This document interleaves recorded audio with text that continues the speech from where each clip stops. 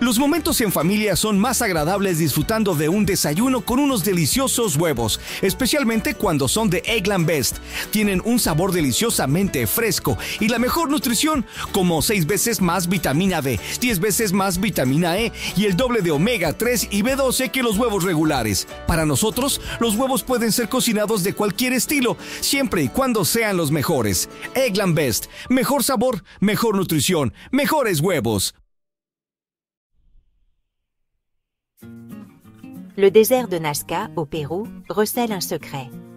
Gravés dans le sol aride se trouvent d'immenses géoglyphes connus sous le nom de lignes de Nazca.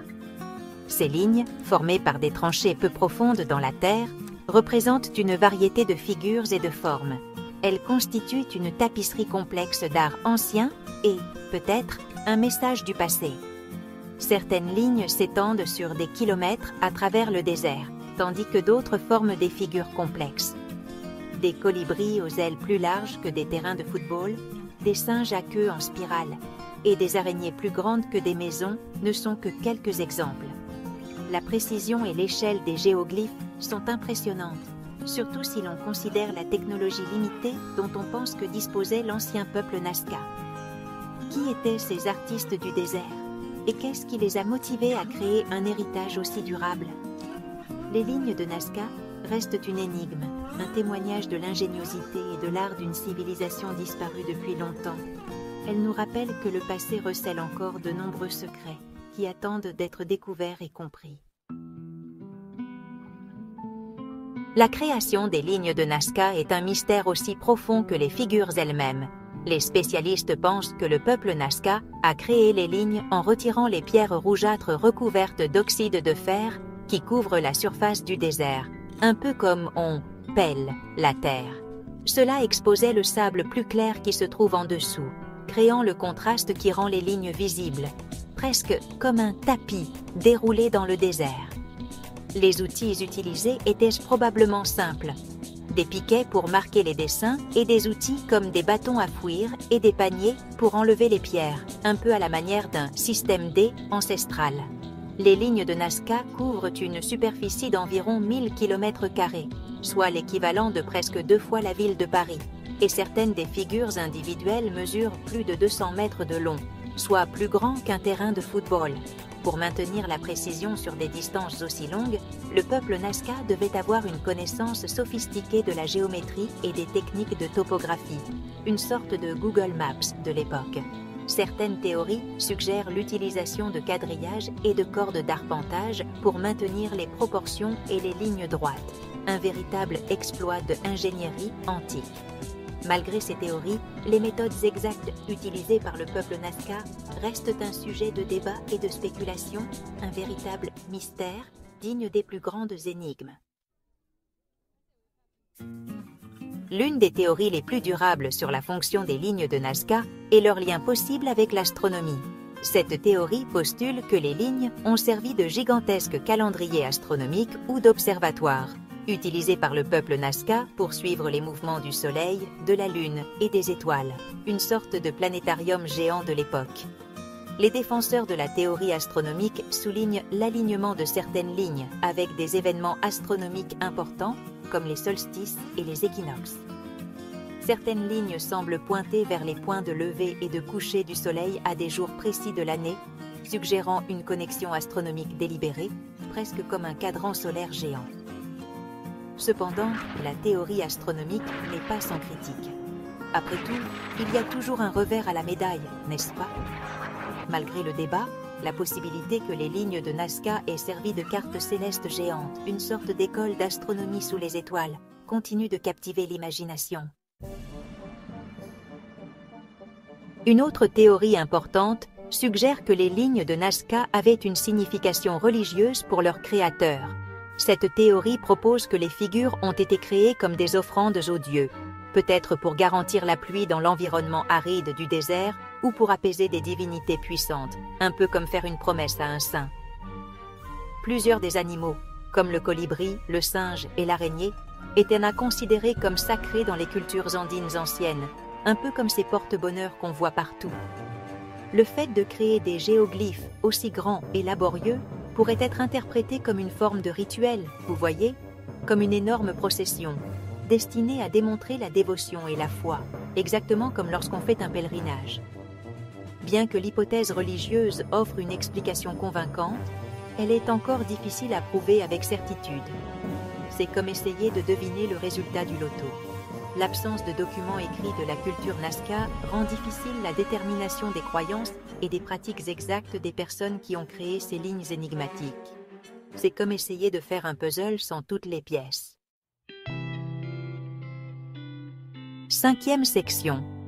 Le colibri, le singe, l'araignée. Un bestiaire dans le sable. Les lignes de Nazca ne sont pas simplement des motifs abstraits gravés dans le sol du désert. Elles constituent une collection vibrante de figures animales, chacune imprégnée de sens et de symbolisme potentiel. Le colibri, avec son long bec et ses ailes délicates, est un motif récurrent dans les lignes de Nazca. Dans les cultures andines anciennes, le colibri était souvent associé à la pluie, une ressource précieuse dans l'environnement aride du désert. Sa présence parmi les lignes de Nazca pourrait représenter une prière pour la pluie ou une célébration de cette force vitale. Le singe, souvent représenté avec une queue en spirale, est une autre figure intrigante. Certains chercheurs pensent que le singe représente le royaume céleste et que sa queue en spirale symbolise le mouvement des étoiles et des planètes. L'araignée, avec sa toile complexe et sa nature prédatrice, pourrait sembler être une candidate improbable pour un symbole sacré. Pourtant, dans les cultures andines, l'araignée était souvent associée au tissage et à la créativité. Section 6. Au-delà des animaux. Formes géométriques et spirales d'intrigue. Bien que les figures animales des lignes de Nazca capturent l'imagination, elles ne sont pas les seuls dessins gravés dans le sol du désert. Triangles, trapèzes, spirales et zigzags sont quelques exemples des motifs géométriques que l'on trouve aux côtés des figures animales.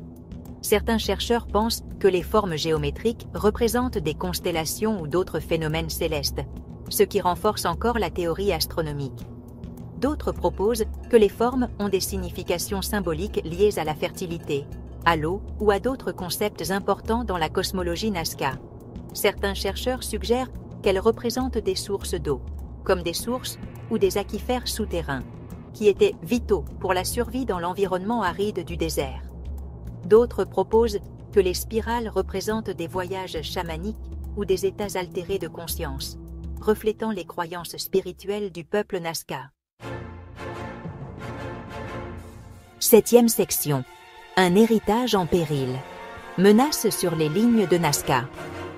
Les lignes de Nazca, malgré leur présence durable dans le désert, sont des vestiges fragiles d'une époque révolue. L'érosion naturelle causée par le vent et les pluies occasionnelles représente un défi constant pour la préservation des lignes.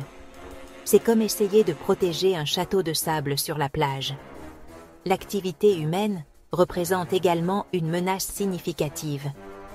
La construction de routes et d'autres projets d'infrastructures, un peu comme ces champignons qui poussent après la pluie, peuvent endommager ou détruire des sections des lignes.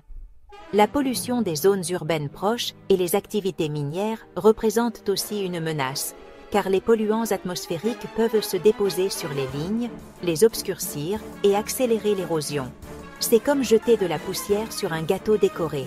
Le changement climatique, avec son potentiel d'augmentation des sécheresses et des événements climatiques extrêmes, comme ces pluies d'été qui inondent tout, exacerbe encore plus les défis de la préservation de ce fragile patrimoine culturel, qui est aussi important pour nous que le Christ Rédempteur pour Rio de Janeiro. 8e section. Le fascinant inconnu. Les lignes de Nazca dans la culture populaire. La nature énigmatique des lignes de Nazca captive l'imagination du public depuis des décennies, inspirant d'innombrables théories, interprétations et œuvres créatives. Des documentaires et des livres aux films et aux jeux vidéo, les lignes de Nazca sont devenues un élément incontournable de la culture populaire, souvent représentées comme la preuve de visites extraterrestres ou de mystères anciens dépassant la compréhension humaine. Pensez à Indiana Jones ou même à des jeux comme Tomb Raider. Eric von Däniken, dans son livre controversé « Présence des extraterrestres », a popularisé l'idée que les lignes de Nazca ont été créées par ou pour des êtres extraterrestres. Bien que les théories de von Däniken aient été largement rejetées par l'archéologie conventionnelle, elles continuent de résonner chez certains, alimentées par le mystère indéniable qui entoure les lignes. C'est comme la légende de la vouivre, qui, même sans preuve scientifique, continue de faire partie de notre folklore. La fascination durable pour les lignes de Nazca témoigne de notre désir inné de percer les mystères du passé et d'explorer l'inconnu, tout comme notre curiosité pour les histoires de cités perdues en Amazonie. 9e section. Une énigme durable. Le mystère continue. Les lignes de Nazca, gravées dans les plaines arides du sud du Pérou, restent l'une des énigmes les plus durables de l'archéologie. Malgré des décennies de recherche et de spéculation, leur véritable objectif et les méthodes utilisées pour les créer restent entourés de mystères. Cherchait-il à apaiser les dieux, à suivre les mouvements du ciel ou à laisser un message pour les générations futures? Les réponses, pour l'instant, restent insaisissables, cachées sous les sables du temps, comme un secret de Polichinelle. Ce qui est certain, c'est que les lignes de Nazca sont un témoignage de l'ingéniosité, de la créativité et des croyances spirituelles d'une civilisation disparue depuis longtemps.